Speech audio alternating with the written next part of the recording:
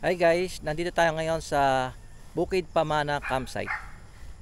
Medyo hinapon na kami, no, dahil matraffic at saka ang dami naming stopover.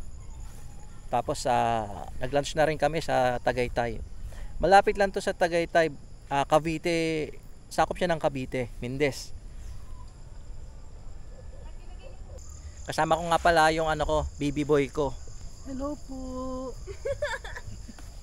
Tsaka may bisita kami, yung pamangking kong ubod ng ganda. Hi po. This time kasama ko yung dalawa kong alaga. Si Oreo Boy at saka si Chuchay. Si Chuchay guys, napapanood niya sa mga previous episode ko.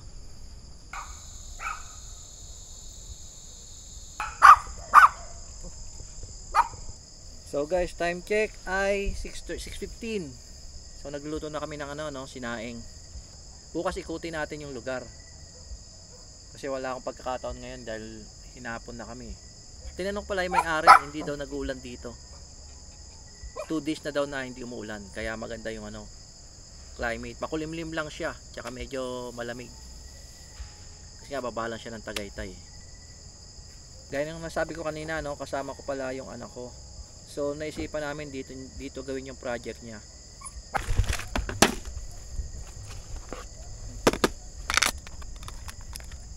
Supposedly hindi sana siya sama, kaso sabi ko dito niya na lang gawin sa campsite yung project niya. Total tahimik naman dito,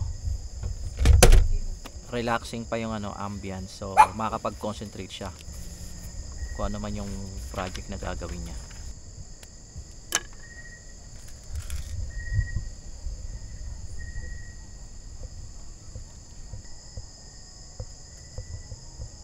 Magana na yung ginagawa ng anak ko.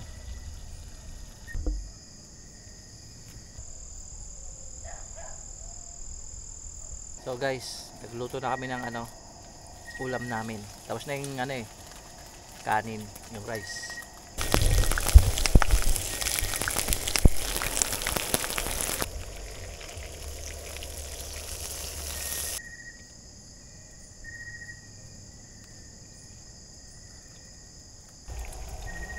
So nanginginain na ako, no? Kasi ginugutom na tayo eh. Again, diba? Sabi ko nga nung nakarang episode ko, isa sa favorite time ko pagdating sa camping yung kainan. Kamusta yung first camping mo, Chen? Masaya. Bakit ka naging masaya? Kasi yung hindi ko masyado nagagawa din sa bahay na activity, nagagawa ko dito. So far, okay naman daw yung camping experience ng pamangkin ko kasi first time namin siya nakasama.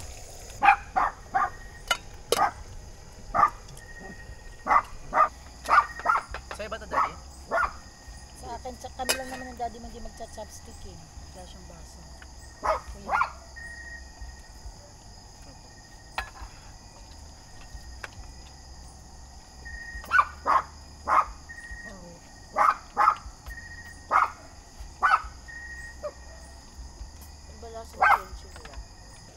Kain tayo.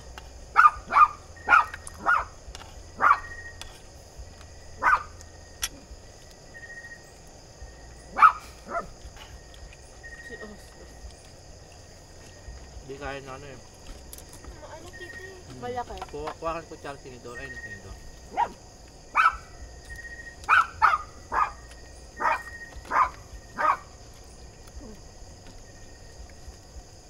Ito nga magaling. Sige, baka pagkabalik natin yung matras ko lang, malawak. So, tapos na kami mag-dinner, guys. Namamapak na lang kami. Inuubos na lang namin. Sayang. Akala ko ang kalaban namin dito, lamok. Hindi pala. Langgam.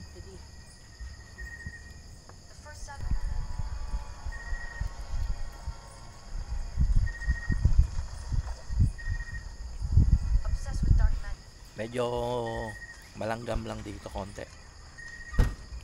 May mga spot na na malanggam. Dito sa mismo sa pwesto namin wala. Pero doon kanina naglakad ako. medyo marami langgam doon. So hindi pala alam mo kalaban namin dito, langgam. Other than that, wala namang problema, tahimik. Tsaka wala pala kaming kasama ngayon, no? Kami lang ang solo namin yung camping site. Bukas pa daw may magka-camping, sabi sa amin. Wala kaming kasabay dito, kaya solo namin yung camping site. May marami pa silang ginagawang improvement, so ikutin natin bukas ng umaga.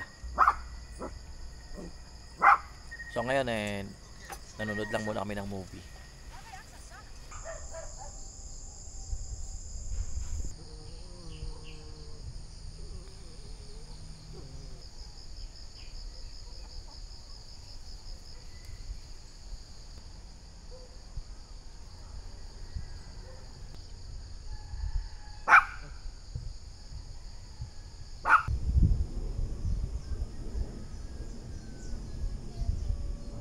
Morning guys, time check 5:45. Hindi siya umulan kagabi pero ang lamig ng klima dito. May baong kaming kumot pero may jacket din naman yung mga kids.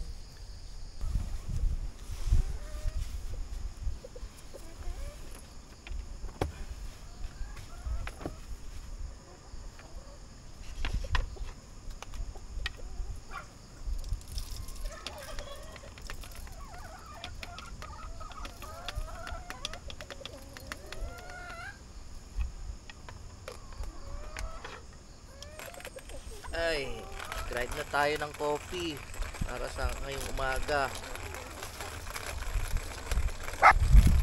Mas gusto ko yung ganito yung ako bibili ng coffee bean. Tapos grind ko. Ako na lang magka-grind. Gising na yung baby girl ko.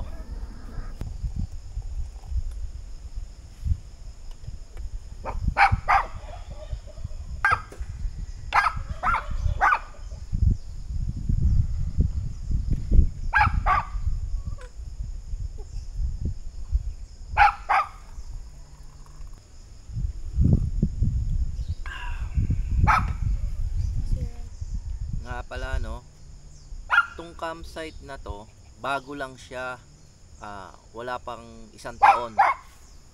This year lang daw sila nagbukas, sabi nung may-ari, nakakwentuhan ko. Lalagay pa sila ng maraming improvement katulad ng mga room accommodations nila para marami daw silang makater. Tapos wala pa silang reception. So pagdating dito sinalubong ako ng may-ari. Tapos nagkwentahan lang kami kung magkano yung bayad, then ginikash ko na lang sa kanya. So unlike doon sa mga ibang naka-establish na campsite, may registration, tapos doon ka magbabayad, doon bibigyan mo sibo. Ito wala pa kasi nga bago pa lang sila.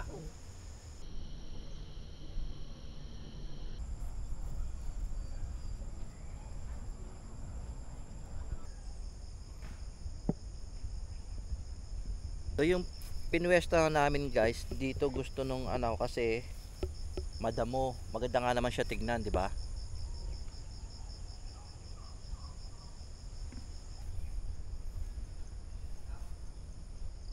So kahapon dito ko sana gustong mag-camp.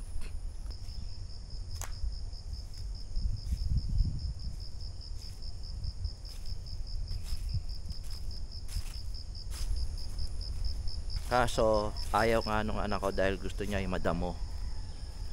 Puno ng mahogany.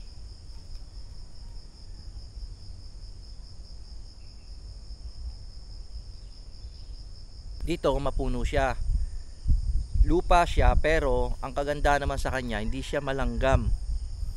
Doon damo nga siya, maganda tignan, pero ang kalaban mo doon naman langgam. Although hindi naman yung buong campsite nila doon malanggam, may mga certain places lang doon na pinamamahayan pala ng langgam. Hindi namin makikita kasi nga madamo. So merong nabibiling guys may nabibiling powder pangtaboy o pangpatay ata ng langgam. Hindi ko lang alam kung ano tawag doon. So baka alam niyo yun guys, paki-comment naman para next time makapagbaong kami para ready kami sa langgam. Sa lamok ready kami pero sa langgam hindi.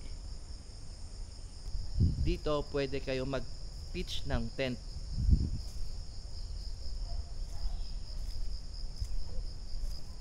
Para kayo nasa gubat pag dito kayo nag-pitch ng tent. So, ang sarap maglakad sa mga ganito.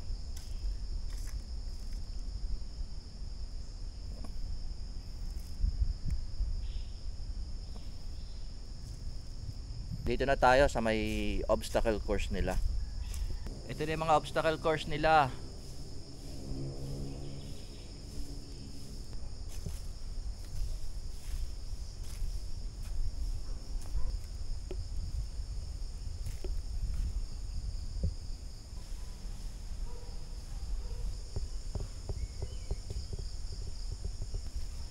Kahit papano, yung mga sports enthusiast dyan o yung mga bata, may magagawa dito kasi pwede nyo silang paglaruin dito.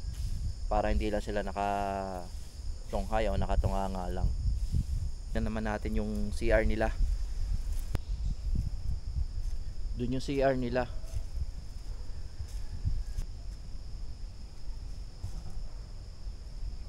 So, ito yung CR nila, no? May ilaw. So malinis naman.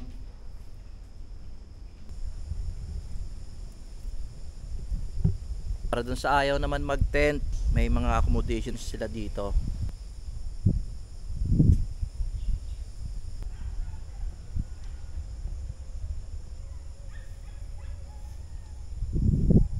So sa tingin ko dito, next year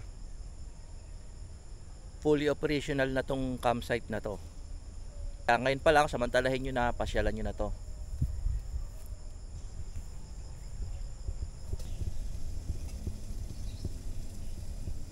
So guys, yung Bukid Pamana, dito lang yan sa may Mendez, Cavite. 30 minutes away lang siya from Tagaytay Rotonda. So malapit lang.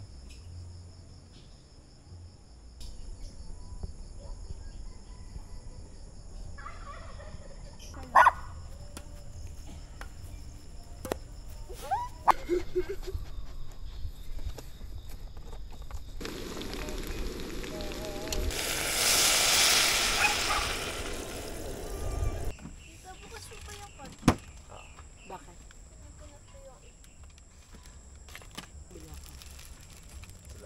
Nagpabili ako sa trabaho.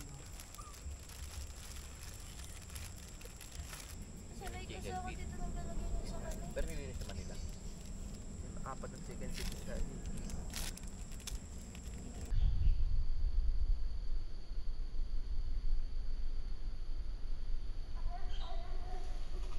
So guys, samahan nyo ulit kami sa next camping adventure namin. Support my YouTube channel, Noel18 TV. So hanggang sa muli. Bye! Bye-bye.